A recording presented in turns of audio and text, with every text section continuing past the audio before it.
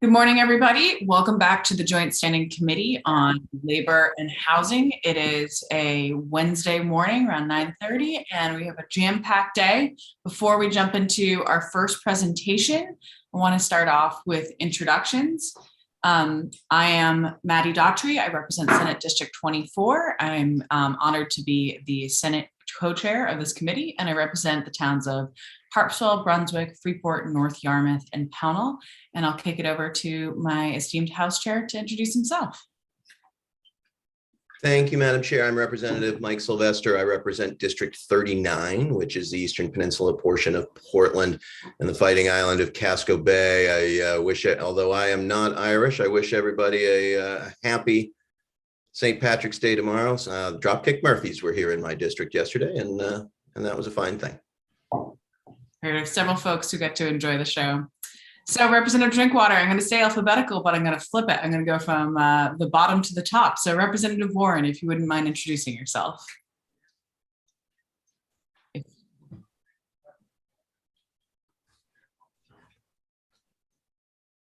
you hear us, Representative Warren? Yes, you froze like right as I was here. So I thought I heard from the bottom of the shot. So good morning. My name is Representative Sophie Warren. Very fortunate to be representing part of my hometown here in Scarborough, Maine. Representative Rader. Hi, I'm Amy Rader. I represent District 125, which is a portion of Bangor. Thank you. Representative Pebworth. Good morning, everyone. I'm Sarah Pebworth. I'm proud to represent House District 133 in the Blue Hill Peninsula. I also represent the period after rep. There are a number of us in the camp, including Chair Sylvester. Representative Morris. Good morning. I'm Representative Joshua Morris. I represent House District 75, which is Turner, Leeds, and Livermore. Thank you. Thank you. Representative Gear. Thank you, Madam Chair. Good morning. I'm Tracy Gear. I represent House District 9, which is Kennebunkport and Coastal Biddeford and Kennebunk, and I'm representing the ungrammatical camp this morning. Representative Drinkwater. Wow, I was holding my breath, waiting for you to get to me. Thank you very much. I'm Gary Drinkwater. I am representing my town of Milford, Argyle, Hudson, Alton, and soon to be Bradford. Thank you. Good morning. Morning. Representative Cuddy.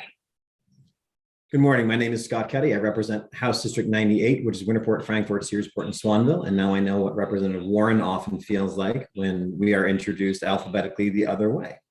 And if you see me warming my hands today, because it's above 40, I'm trying the office that is in the part of the house that doesn't get heated. And I may have been a bit aggressive in moving over here this morning.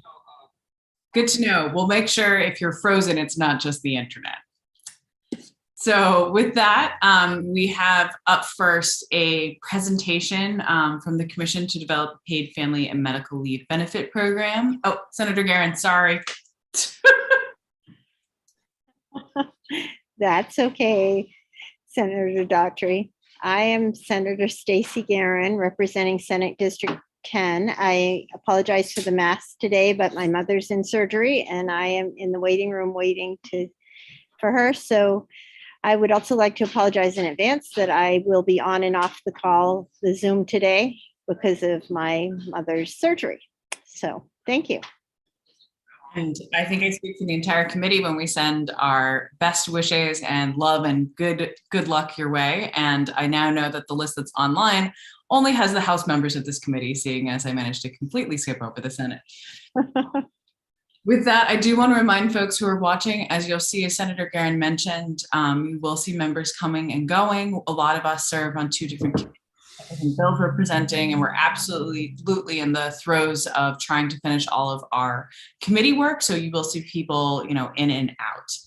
And with that, we are going to switch over to a presentation by the Commission to develop a paid family and medical leave benefit program. I am going to switch the gavel over to Representative Sylvester, seeing how that this was the commission that I co-chaired with Representative Cloutier, who's with us this morning.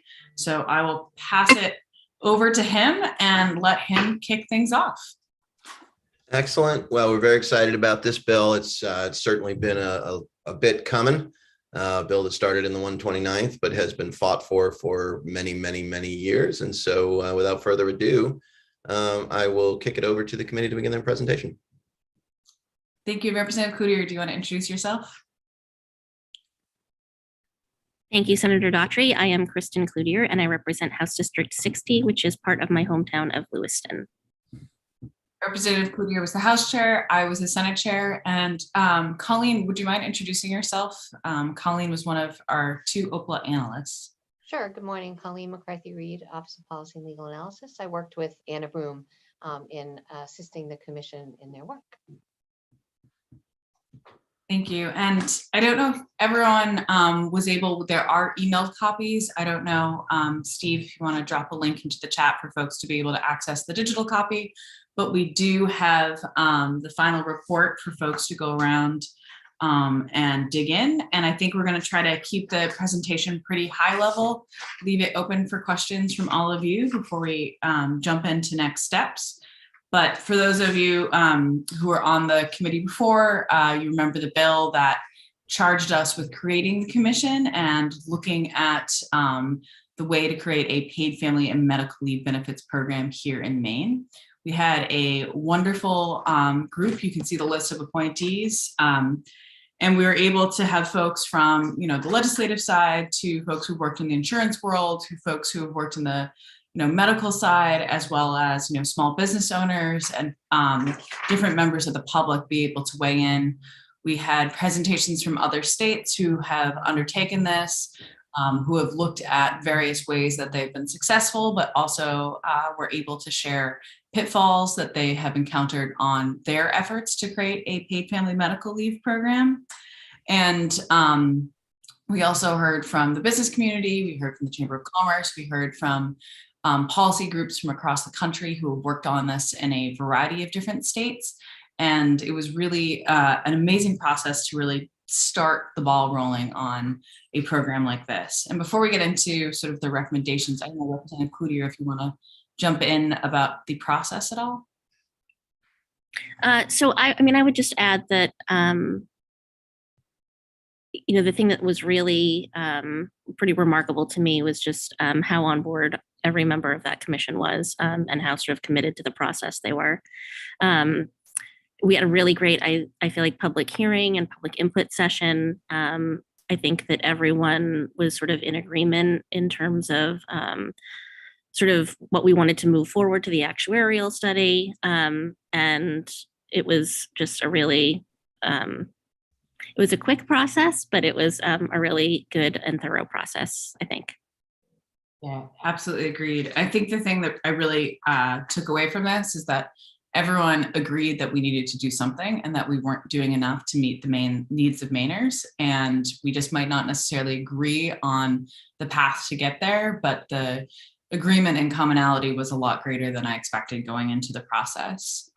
So if you do have the report in front of you, there's an excellent introduction about, our duties and the resolve and what we were setting out to do. And what I really want to highlight for folks is you can sort of read the landscape and the history from other states, which we won't take the time in light of the busy schedule we have this morning, but we did a lot of work looking at Maine's demographics. And then we created a framework that the committee first filled out. I think it was the second meeting, Representative Cloutier, sort of what we'd like to see for a paid leave family program in Maine. And then we revisited it, I think, after the fourth meeting, after the presentation. So we sort of started out, said where we were, then we took public testimony, we heard from other states, and then everyone sort of revisited their framework to see how that shifted it. And then what we really dug into was what we wanted to have the proposal for the actuarial study be. And if you are on the report, it starts on page 8. You'll sort of see the different areas that we put forward.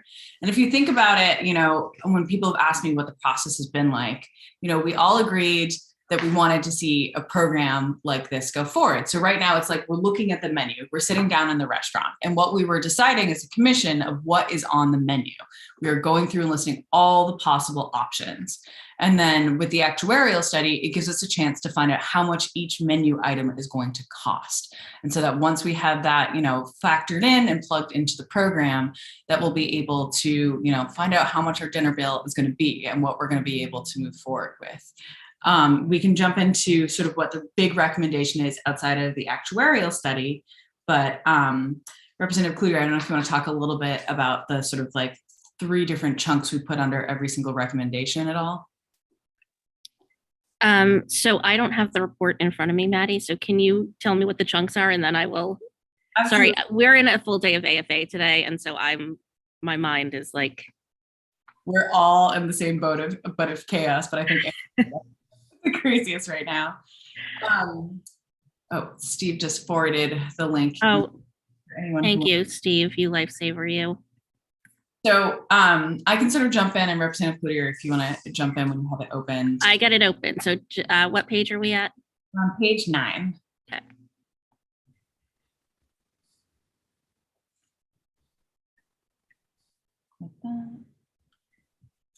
All right. So you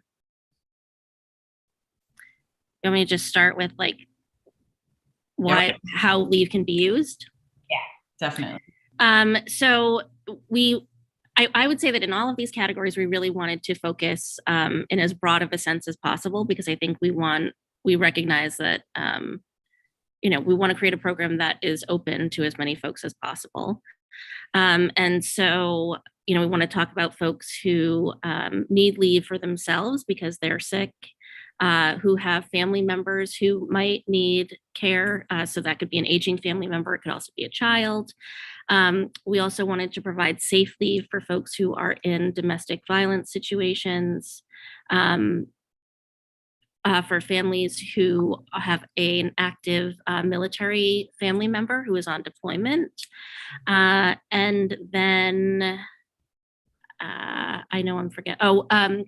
Folks who may not be blood relatives, but who have a family relationship with someone. So I think that we probably all know an older person who may or may not have a family member close to them, but who has somebody who, participates in their life, like a daughter or a son, and who is providing care to them. And so we wanted to include them, if possible, in the plan as well. Am I forgetting anyone in that part, Maddie? No, I think that makes sense. Do you and I just want to go back and forth? I can take number 2 and then you can take. So the biggest question outside we discovered after we discussed in what area it could be used is who would this apply to? And one of the things that we really resonated with is that for the program to be truly successful, it really needs to apply to all Mainers. This can't just be a select group. So we agreed it needs to include, looking at public sector employees, what the cost of that would be and what it would do to the system, domestic workers, part-time, temporary, per diem, seasonal employees. And one thing that we heard loud and clear is that self-employed workers would like the opportunity to be able to opt into coverage and not be left out of the process.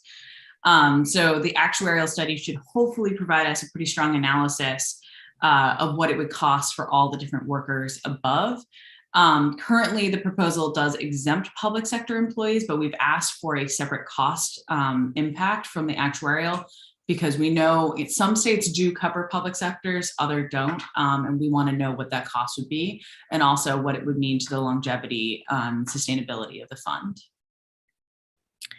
And then for number, were you all set? All good. Okay. So for number 3, what are the requirements to qualify for benefits? I'm actually wondering if Colleen could jump in here. Colleen, if you're available on the requirement. Sure. I can jump in. So for purposes, in terms of eligibility or requirements for qualification for benefits, what the commission looked at is some of the requirements in other states. And so they wanted to start with a few states that they identified, California and Connecticut, in terms of the number of work hours that someone would have to have in terms of becoming eligible for benefits, how long they would have to work. And so the actuarial study or the framework that they provided would look at and compare two states. California is sort of the most broad in terms of opening up eligibility very soon after someone has begins working.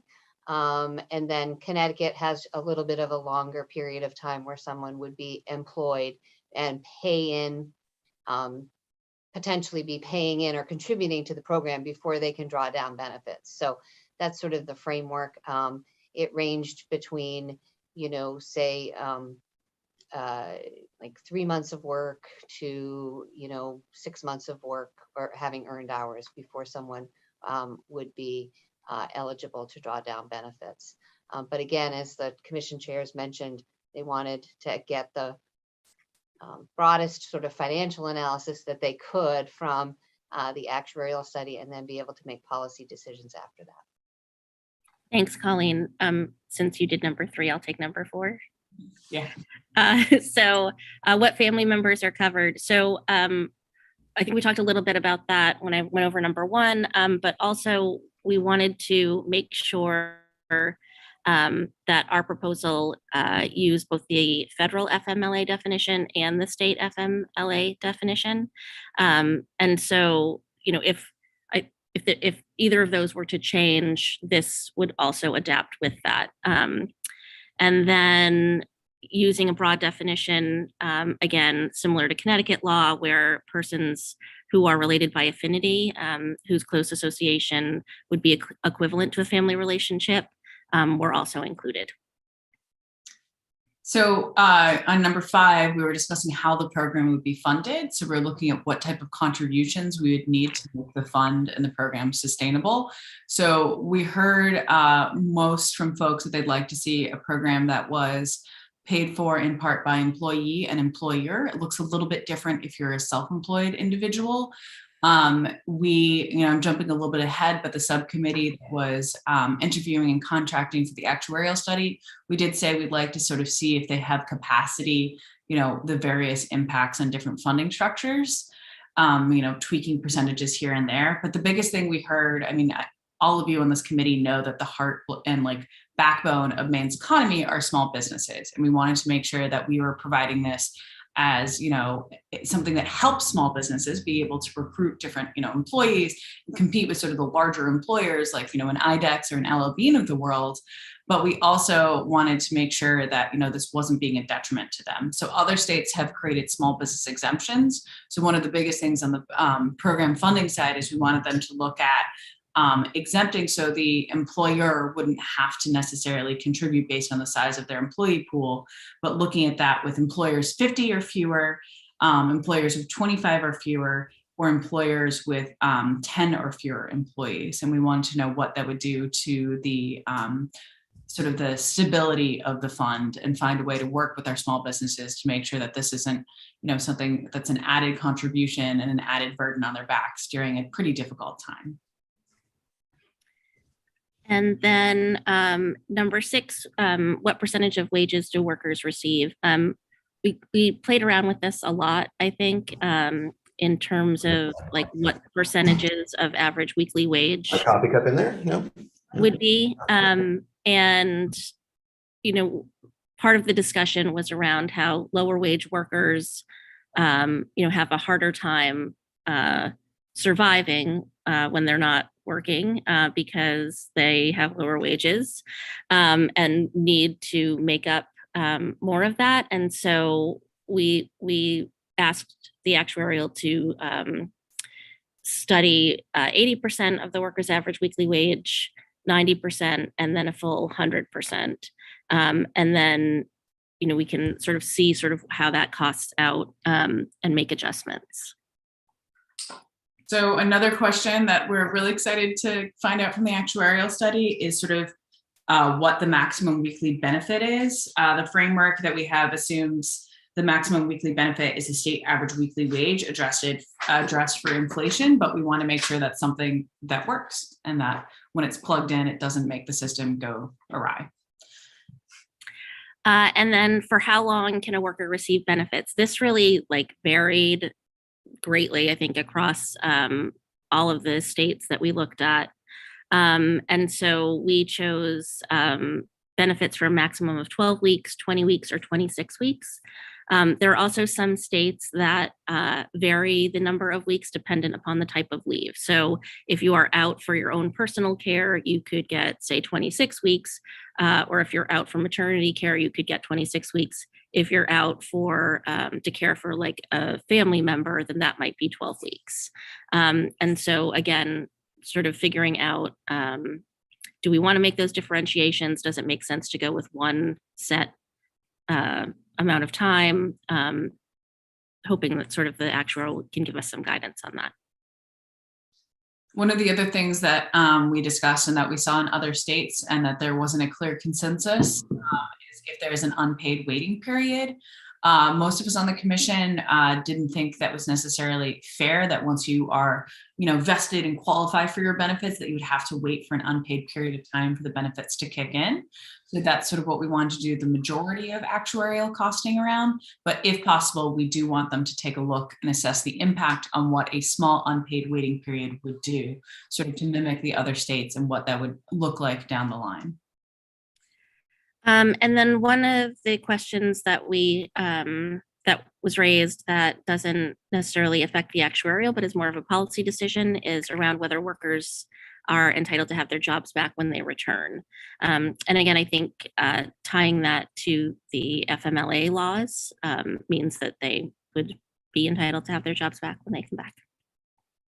And so one of the other big questions in front of us is how is the insurance provided and what the structure and organization of the program would be. So we're asking the actuarialist to look at what would it cost if the program is administered and overseen fully by the state within a state department, if the program is a public-private partnership with the state oversight, but certain services contracted to a private sector, for example, claims, payment processing, IT services, sort of that back-end work. Also, if the program is completely contracted to a private sector. We also wanted to know sort of separate startup costs and implementation costs. And we wanted those broken out from the ongoing staffing and administration costs. So we know sort of what that like startup egg looks like, sort of the incubator, and then what it looks like to keep it going down the line. And then lastly are all of the other things that questions will surely have to answer. So one of those is what the impact would be on workers that have more than one job. So folks who are piecing together, hourly wages from various positions. And then, as we're thinking about this program, the collection of funds, if we go with the employer-employee model, the collection of funds from employers and employees, we need to build that up over time before we're actually able to start paying benefits out. So it's not like you're able to start paying benefits out the very first day you're collecting contributions. And so we're hoping that the actuarial can help us figure out how long a period of time we need to be doing that in order for us to achieve solvency. So sort of the next steps and our recommendations, before I jump into the big recommendation, we do have a subcommittee of the commission that's been meeting. It's comprised of myself, Representative Cloutier, Commissioner Fortman, and Barbara Crowley, who's a doctor. We're looking at the various RFPs with the assistance of Colleen McCarthy-Reed, and we had proposals from 3 firms that we heard, and we've narrowed it down to one that we're going back and forth on the contracting process. So the good news is, as of this presentation, we're moving forward and we think that work will be starting very, very soon. We're really excited about the potential and about the proposals we got. And then I don't know if you want to jump in, Representative Cloutier, on the big recommendation we have coming out of this. You mean to extend the commission? Yeah, so an actuarial study is a pretty big undertaking and is really important for us to make sure that we're getting this right. And so that takes a little bit of time. And so we are here to request an extension of the committee so that we can get the actuarial study back and then create a plan for the program moving forward. So you'll see we actually have a bill before you coming right up after this, LD 1952. It's to extend the commission. It was a universal agreed upon measure of the entire committee. One, because of the pandemic and when the bill became law, we had a little bit of a later start date than we would have liked, but it became very clear from talking to the different actuarials that we were not going to be able to get this proposal as quickly as we would like. And we would probably be seeing the return study, by August is what we're looking at, if I remember correctly on the timeline. And everyone agreed that something like this needs to be done carefully, thoughtfully, and we needed more time and more conversation. So our number one recommendation that we're before all of you is the passage of LD 1952, which reauthorizes the commission to continue doing our work and be able to look at the results of the actuarial study and come back to you with a piece of legislation. I think, Colleen, correct me if I'm wrong, but I think the date is November 2nd of this year, correct? I'm seeing nods. So it's not a huge extension. We're still, moving things forward and full tilt boogie. I have to say, having worked on this policy for over 10 years, and I know there's men and women who have been working on this for their entire careers over the last, 30, 40, 50, 60 years. I think this is the closest our state has been to really pulling off and really finding a way to create a program that, is not top down. It's not brought in from another state. It's really built by Mainers and built to fill the needs of our, demographics and our economy. So really, really excited about it. And I don't know, Mr. Chair, if you want to open it up to questions. I'm sure Representative Cloutier and I are very happy to talk about this for a very long time. All right, thank you so much for that report. Are there any questions from the committee? Representative Cuddy. Thank you very much, Mr. Chair. Thank you, Senator, and thank you, Representative Cloutier, for presenting all this to us and for getting us this information and for all the work you had to put in to get that information gathered.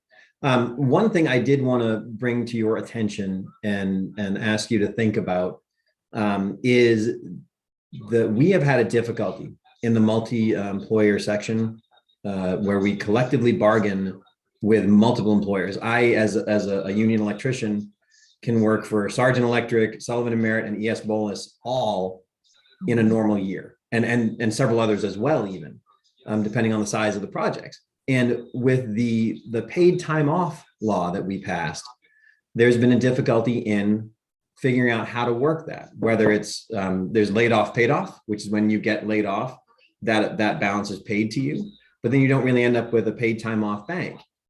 Some states do it in a way where it's paid to a third-party administrator, and you don't get paid time off from your employer, but you get it from the administrator. You file and they cut you the check. And so I love everything that I've heard about the paid family medical leave work that you've done, but I just want you to take that into account. You mentioned people who might work for multiple employers, and where we have a contractual relationship. Just keep that in mind as you are looking at the actuarial study, please. Representative Cloutier. I just wanted to jump in. I think one of the things that we may have overlooked actually in our presentation is the conversation about whether the program gets administered through the state or through a third party. And I think that like you said, having somebody else administer it, not the employer, will help with some of that stuff in terms of keeping a bank as opposed to moving from employer to employer. And the other thing we heard loud and clear and agreed on is that we have a large amount of seasonal workers. We have a lot of workers, like you just described, Representative Cuddy, who are pulling down income. They might be on one employer with several different contracts. They might have, I look at around us all legislators. I know many legislators who have 2-3 jobs. We wanted to find a way, and other states have done this, to be able to accumulate all of that income to be able to vest into the program in recognition of what Maine's economy looks like. Not everyone has, sort of the more traditional job. And the other thing we heard loud and clear from the business community is that whatever solution we pick, we want it to be something that is easy for the employer to administer and easy for the employee to be able to go through. Like, we wanted something everyone across the board said it had to be, easy to navigate and sort of simple to be able to use. And it needed to not be, another administrative burden on anyone. So. Representative Bradstreet. Oh, good morning, and thank you, Mr. Chair. Dick Bradstreet, House District 80. I'm wondering if if anybody's ever done any quick, maybe rough figuring on what it might cost under any scenarios, to look at, see if it's realistic that an employee contributions only would be enough to fund it. So I'll jump in. There are some outside groups that have done some calculations on their own on different base proposals. They don't necessarily have the same sort of parameters and sort of triggers that we had built into the commission's report, but that number is entirely what we're getting out of the actuarial study. So our ask is, with the next bill, being able to extend the commission to look at that data, we'll be able to return, and Representative Bradshaw will be able to say, okay, if it's all employee paid, it's going to cost X. If it's 50-50, it's going to be X. And the other thing that contributes in there is making sure that we have, an exemption for small businesses and also a method for self-employed people. So I guess the short answer is we're getting you that data and we're really excited to see it too. Okay, thank you. Are there any other questions? Well, I have a couple. So having gone to the last national convention about FMLA, one of the big takeaways was the fact that the relationship between the citizen and the program, and that while the employer had a relationship in that, you were able to carry that it was portable from place to place. And so I wondered if you could, I'm going to ask a similar question on many of these, what the discussion was like around that issue, and how you thought, a state-run program versus private would affect that. I think everyone agreed on portability. I think, wouldn't you agree, Representative Cloutier, that was like one of the first things we all agreed on. One, it's incentivizing for people to stay in Maine. We all know career changes is something that comes, throughout different, recessions and economies, but being able to, go and be able to port your benefits to different employers makes people want to stay in our state. Also, when you're talking about multiple employers, it helps in that situation as well for the employee. And also for employers, we heard that, the portability makes it easier for them because they're not starting from scratch when they have someone come through their doors. And as sort of like a recruitment mechanism, I think it really helps for employers to be able to say, hey, think you're trying to headhunt someone and they're at another existing business, when you're not having to deal with the fact that, they're going to lose this benefit. They might lose a lot of other things, but it makes it, I think, a little bit more interesting for the employer to be able to have that vested in. That really, I think the portability was number one that we agreed on for anything. And then also we heard from Ella Bean, had a representative on the commission, and it was interesting listening to her talking about how they have liked working in states that they've been able to use these programs, and what it's been like for them as an employer, either opting into the state program or deciding to keep their private insurance. That's one thing we actually forgot to mention, Representative Cloutier, is that a private company can keep their own plan if they'd like. And there's a whole process that we're trying to cost out for that as well. But the portability was really key. I don't know if you want to add anything on that.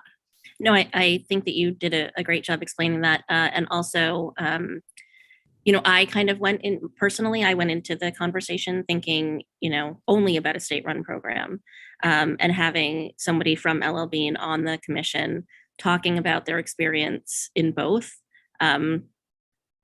I'm very interested in seeing how the actuarial comes back on both of those things, because I could see it working actually either way. So I guess I'll follow up that one with a question about, will the actuarial look at what it means for a private company to pull a profit out of this fund versus not having that profit margin in there? I'm sorry. A private company running this will want to exact a profit from doing this work. And so will the actuary study look at what that means to have that profit margin pulled out of the fund balance? So we're in the position of, we're not going to be the first state to do this. So we're not sort of flying blind. So the nice thing is that we have excellent models, and other states are willing to share their data to be able to see what it costs to have, for example, Connecticut contracts with AFLAC. So we have, numbers and costs on that as well. We also have states like Washington that, has learned some things through their process on their state setup. And I think that's really what's exciting for this next step, is that we can see, different states and what it's cost them and their fund and their startup methods. And, it's not every day that we get to have a policy that we not only get to learn from all these other states and these other entities, but having the actuarial means, oftentimes we discuss the policy and wait for the fiscal note to drop. But this is kind of a lovely opportunity to flip that narrative and literally have the numbers in front of us while we're considering it.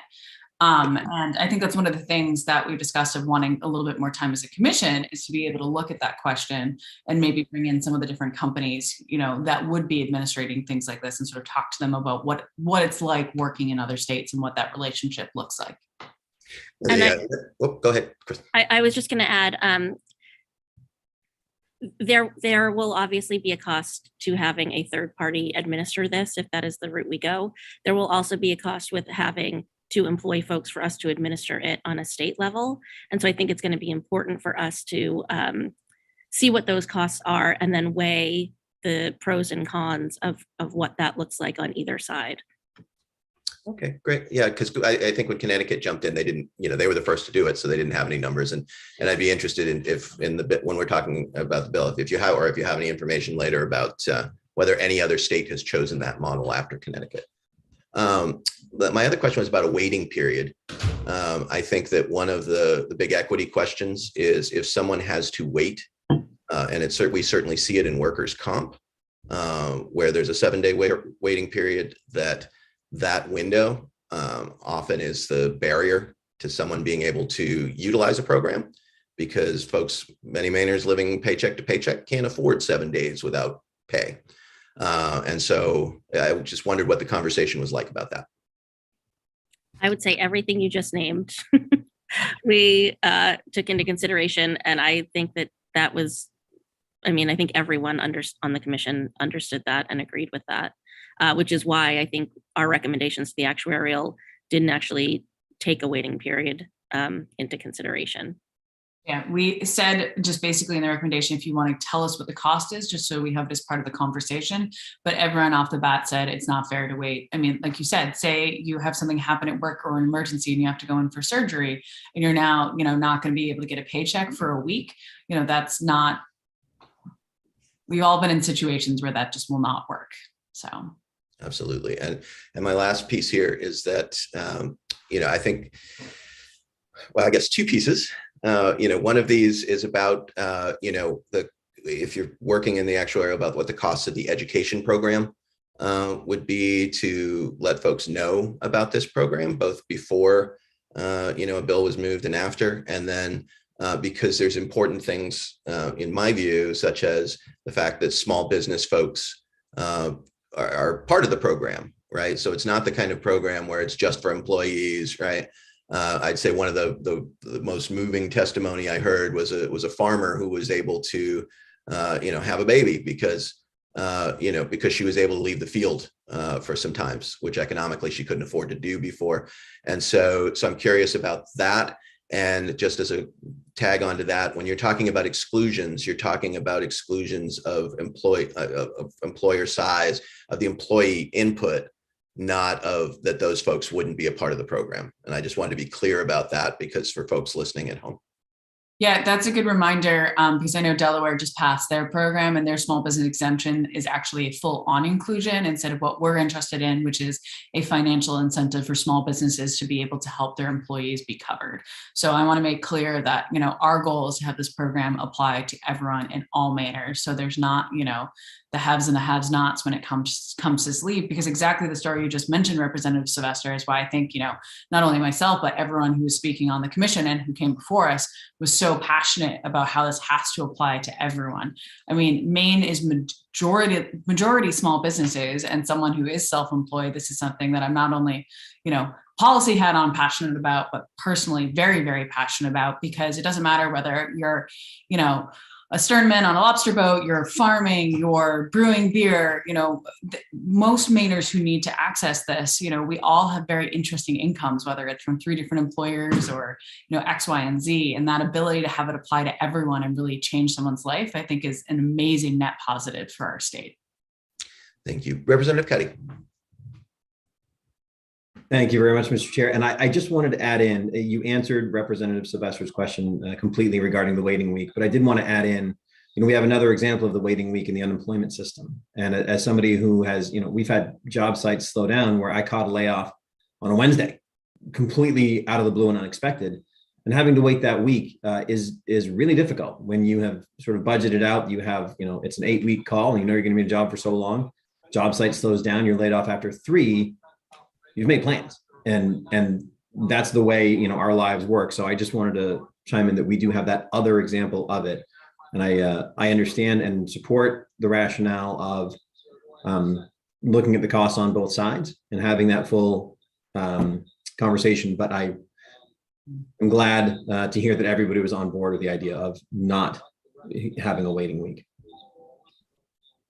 Definitely. And I think we heard, one thing that we did forget to mention is one of the ways that we took in public input was not just on a public hearing. We put out a survey for employees and employers. And Colleen, can you remind me how many responses we got?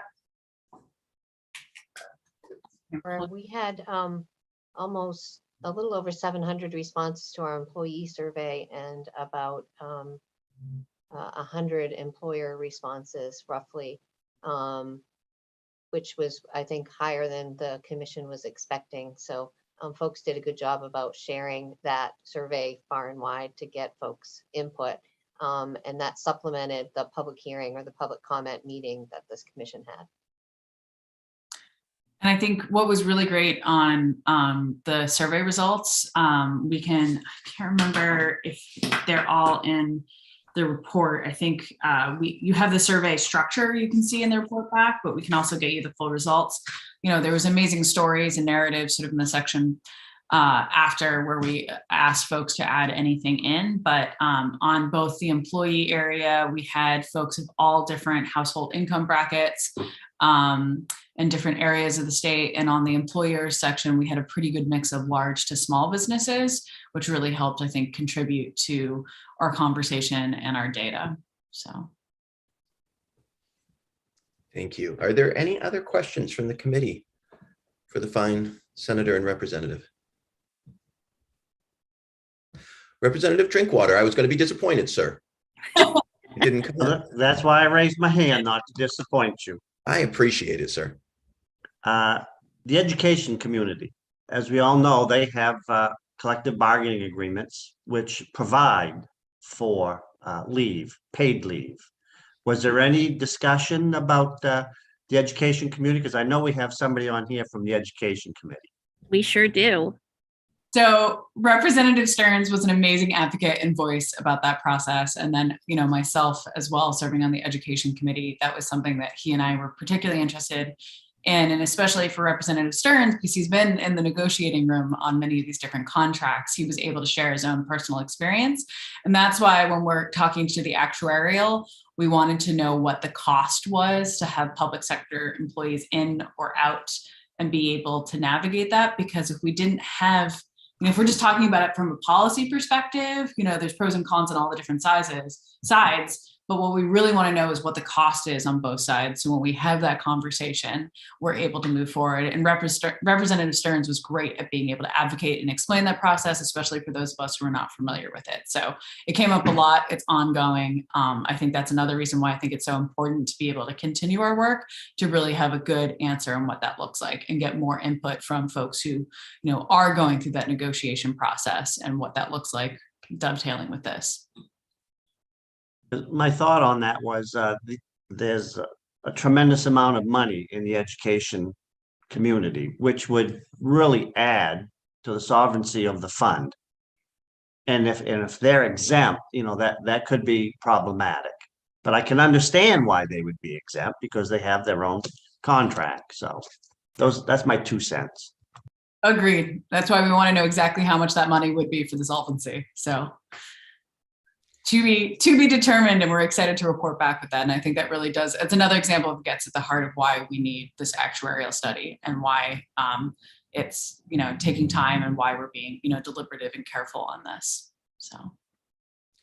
And since we're not in a public hearing yet, I'll just say as a comment that one of the things that Washington looked at as they built their coalition and of business and advocates together to put this program together, that it was important to labor that there be an exception for them to be able to figure this out. in their own CBA. Last I heard, almost all of them had opted into the public program as a part of their CBA. And the same thing with some of the large employers that were in Washington State. They wanted to be able to cost out for themselves, creating their own program. And so there was sort of a back door to be able to do that as a company if you didn't want to take part of the program. But almost all of them looked at creating their own program versus opting into this program, and saw it to be incredibly cost effective to opt into the larger program than to try to create their own.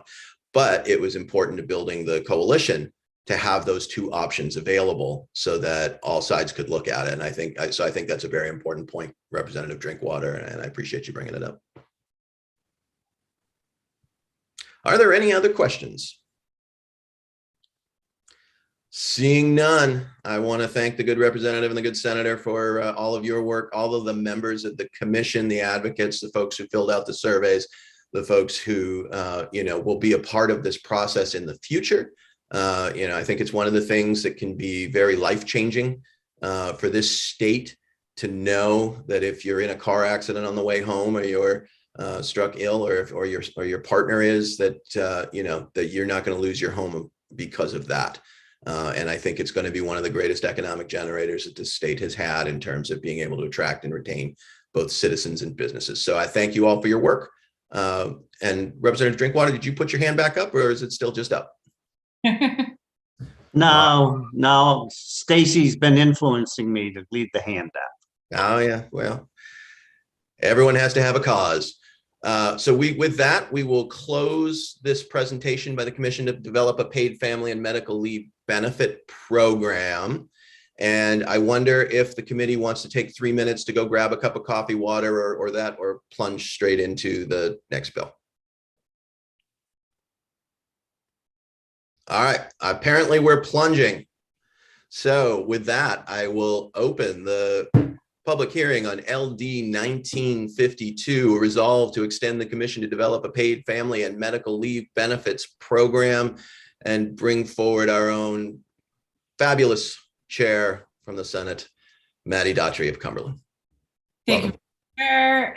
Thank you, Representative Sylvester and esteemed fellow members of the Joint Standing Committee on Labor and Housing. I am pleased to present, along with my lead co-sponsor, Representative Cloutier, LD 1952. As we just discussed, this is simply a bill to sort of re-extend and re-up the commission to develop a paid family and medical leave benefit program.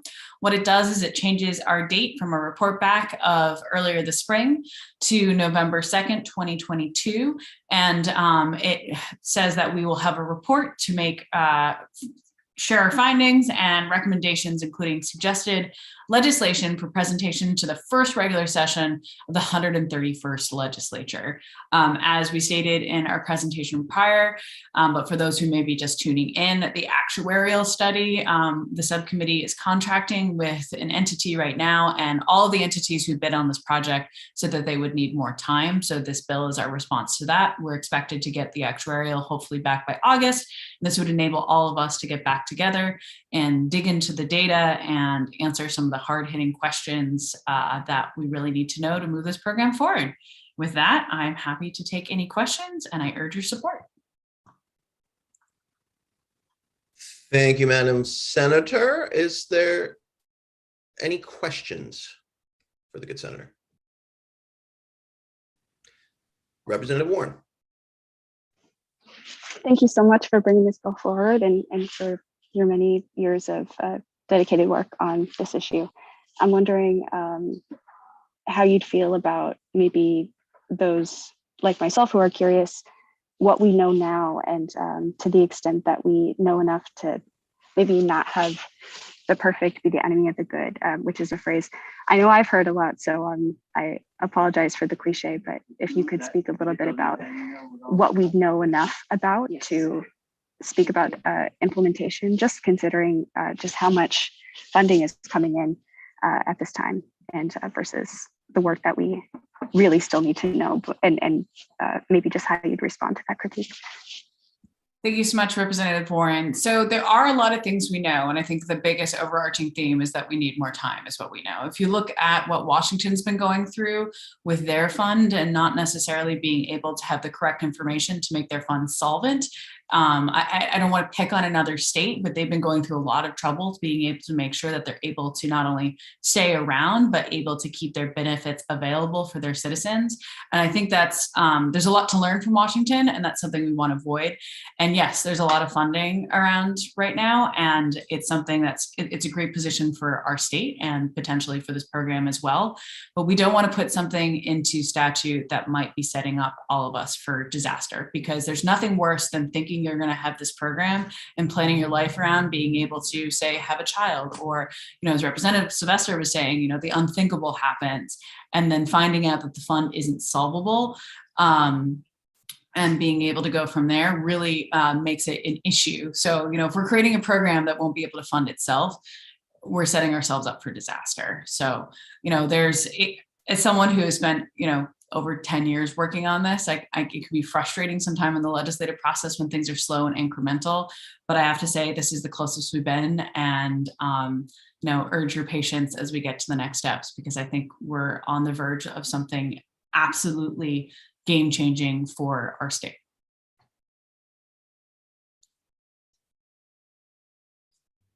Are there any other questions from the committee? Representative Drinkwater. Yes, that hand went back up.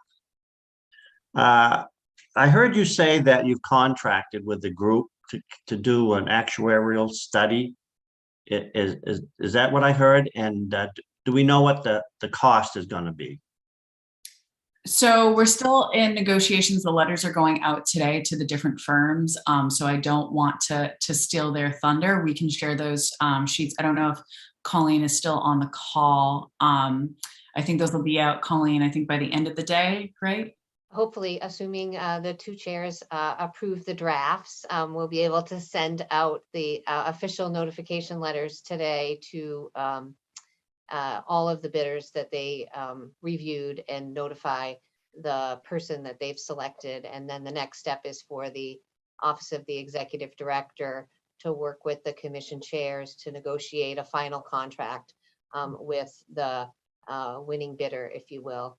And with the hope that they would be able to start the work on the actuarial study sometime in April and complete it by August, which was the timeline that was outlined in all of the bids the commission received. And if I can just ask Colleen, we do have the initial RFP responses up on the website, correct? They haven't been put up on the website, but I can certainly share those with members of the committee if you're interested in looking at all of the three proposals that were received from bidders. I can certainly share that, but they're not up on the website. I was going to say, Drinkwater, what we can share is that we got 3 different bids of 3 different costs, and they ranged from $95,000 to, I think the most expensive one was what, $199,000. 193. Yep. And that was the total, and there was a total of $200,000 allocated as part of the initial funding. So all of the bids came in under what was allocated to the commission to fund the actuarial study. All right, that was my next question, but she preempted it with an answer. Thank you. Yeah, no, I'm pretty excited we were able to come in under what we expected it to be. So with some really great proposals as well. Great. Are there any other questions from the committee? Representative Bradstreet. Thank you once again, Mr. Chair. Yeah, I'm looking at the report, and I did see where it said that 95% of employees would be willing to contribute. Do we have a figure about how much the range is? I thought I saw it in here, but then I'm looking for it and I don't see it. How much they would be willing to contribute. I noticed there was a question in there. Do we have any results from that question? We do. It might be on the I think it's on the commission's website. I don't know if we can get that link to share in the chat from either Colleen or Steve, that we can put that in there. We had Colleen put together a really nice report that you could see the different graphs on it. And the other thing I'll add is that one of the things with the actuarial is to be able to find out what that contribution looks like. So, we were kind of curious to sort of do the sort of preemptive groundwork and ask folks through this process, like what they could factor in. And additionally, we also heard from other states, what it looked like. So. I just would add, building on that, I think the range of contribution rates for employees from other states that have existing programs ranged from about $1 per week to a high of like $13 per week. And so that was the range of contribution rates that we initially asked in the survey for employees to respond to. But as Senator Daughtry mentioned, the one of the things that the actuarial study will determine is what the total costs would need to be, and then they will factor in some percentages and contribution rates that could be required if it was 100% fully funded by employee contributions, for instance, or was there some combination of employer and employee contributions. And then also, as the chairs mentioned, the actuarial study will be looking at the possibility of exempting certain small employers from having to make a contribution on behalf of their employees, although all employees would be eligible to receive benefits under the framework that they outlined. Did you have a follow-up, Representative Bradstreet? Okay. I had a couple questions just to follow up on Representative Bradstreet. That contribution, we're envisioning that pre-tax, like a health savings account, for example? Yes, I think that's part of it, but they'll also look at, I think, both. The study will look at both options, pre and post-tax, consistent with how other states are doing it. Yes. Okay, great. And so my question is, what other costs, continuing the commission, I mean, there are certainly other things besides the actuary that the committee has to look at in their menu, in order to set the table to be able to bring forward a bill. And so I wondered whether or not there was a requirement for costs to be set aside for the education program we talked earlier, for looking at tech bids, which is going to be a huge part of this, is to make sure that we have the technology that we need. And so I wondered if you had any thoughts on what additional costs need to be in for the committee to actually do their work, and how you were envisioning that. So thank you, Representative Sylvester. For those who have seen the supplemental budget, the governor did propose additional funds of an additional $300,000 on top of the $200,000 that had already been allocated in the previous, or in the current biennium. And so those are sort of what we're looking at for those types of, costs and projects. But the biggest thing, first and foremost, is being able to sort of re-up the commission and go from there. And that was one of the other things is, as we're going through the negotiation period, for some of the folks who bid, the subcommittee said, we'd like to see X, how much would it cost to add this into your proposal? So being able to have a little bit of that wiggle room. But yes, whether it's, looking at the tech startups or the education, that's something that we're all considering, and that, I think is the big reason that all of us are ready to get right back to work and keep at it. And my last question would be, are there any more barriers in terms of our passing this legislation and the committee being able to continue its work, that would, and do you envision that the dates that are in this LD, that the committee can meet and have a piece of legislation ready to go by the end date of this?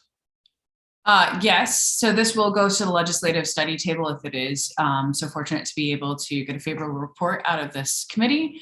And so that, I think, will be the big thing. The next big hurdle is to really make sure that we're allocated enough meetings from Leg Council to be able to really dig in and do our work, that, we're not limited to just a couple, because these are pretty big conversations that we are, left to have. So I think, outside of getting this measure through, it's making sure that we're allocated enough meetings from Leg Council. Great. Any other questions from the committee? Seeing none, Representative Cloutier, did you want to testify? I didn't see you registered, but. I did not. Senator Daughtry did an amazing job. Thank you. Very good. Justin, I don't see anybody else registered to testify. Is that correct? I had nobody registered to testify for this. I do have a chat here from you, Senator Daughtry. Did you want to share that with the committee? I'd heard from a couple of folks that they tried to register and it didn't go through, but I do see we have one person in the participants panel with their hand raised, so. All right, Justin, go ahead and bring that person through. I'm not seeing it on my list, but that doesn't have to mean anything.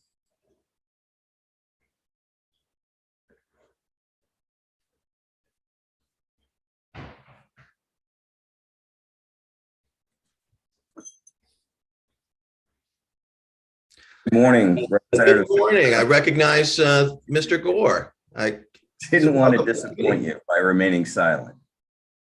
I just had to say that. Good morning. Right. Good morning. Good morning, Representative Sylvester and Senator Daughtry and members of the Joint Standing Committee on Labor and Housing. My name is Peter Gore. I am the Executive Vice President of the State Chamber of Commerce. And as most of you know, this is a policy issue that the Chamber has followed pretty consistently, and I in particular on behalf of them. So I thought it was appropriate that somebody who's been following the work of the Commission from the business community just speak briefly. We do in fact support the resolve this morning that is suggested. The Commission has started an important work, and this is a policy dialogue and discussion that's been ongoing in the state for a while. And I think whether you support the idea of establishing a paid family medical leave in Maine or you don't, there are questions about this from a public policy perspective that need to be answered. How you do it, how much it would cost, how it's paid for, what the benefit structure will look like. Those are all important questions that we think need to be discussed. What the outcome of that final action of the Commission is the debate for another day. And I think, on behalf of the Chamber, that there is a lot of work and a lot of challenges in front of the Commission as they go forward, particularly when they get the results of the actuarial study back, because that's where the rubber hits the road. That's where you get down to what are we going to fund and how are we going to fund it and who's going to pay for it and who's going to be covered with it. So as someone who's been watching this quite carefully and have members that are very interested in it, we think that that's a dialogue that needs to continue. And we think there will be challenges ahead for all the interested parties in particular. And, as I have said to the chairs of this commission, both Senator Daughtry and Representative Cloutier, obviously the Chamber is ready to work with the Commission in any way that they may find helpful. And so with that, I'm going to finish my remarks this morning and appreciate the opportunity to get pulled through the wormhole to speak to you briefly. Thank you. Thank you, Mr. Gore. And I'll say that, the launching of this program in several states, the state chambers have been key in terms of building a program that, that met the needs and that, was clearly explained both before implementation and after implementation. And so I appreciate your support for this legislation today. I would just add that, at the end of the day, what you're doing is talking about creating a long-term disability insurance program in the state of Maine. Other states have had the benefit of that type of program in place already. We are starting from whole cloth. So there's a lot of work involved here, and looking at what the Commission did and as hard as they worked, it was pretty obvious that you weren't going to get everything done. And if you don't have the actuarial information, then you can't make this happen, quite frankly, in my opinion. So giving the Commission the time to do the job that they've started, I think, is important and only fair, quite frankly. Thank you, sir. Any other questions from the committee? Seeing none. Have a wonderful day, Mr. Gore. Thank you. Are there anybody else out there who wishes to testify on this bill? It's last call. Seeing none, I would close the hearing on LD 1952. And Justin, do we need to move to another format in order to begin our work sessions? We do. So this meeting will have to end, and hopefully everybody has their link for the work session. All right, perfect. If you do not have a link, I see a question. I'll be right there. If you do not have the link in your email, please reach out to Justin. We are going to try, it is 10:40 just about right now. We're going to try to reconvene at 10:50 at the latest. So if check and see if you have your link, get in touch with Justin, come through the wormhole. Senator Daughtry. I just wanted to check, are we assuming we'll go straight over to the link and into caucus for our work sessions, or are we taking a break and then going into caucus? That was my assumption, Senator Garrity or Representative Bradstreet, going right into caucus. Yes, please. That would be good. Thanks. Okay, perfect. Senator. Thank you. Thank you, Mr. Chair. I was just wondering if Justin could just refresh our inboxes with the link again. Because there's too much. Absolutely. Justin, if you could reseed the fields of our inboxes, that would be fantastic. It's a rainy day here in Portland. I'm sure it'll grow. Is your email working, Representative Sylvester, or do you need it to the one? It is working again now. You can send it to the normal one. Yes, thank you. Okay. Perfect. I'll end. See y'all soon. All right, excellent. And we'll end this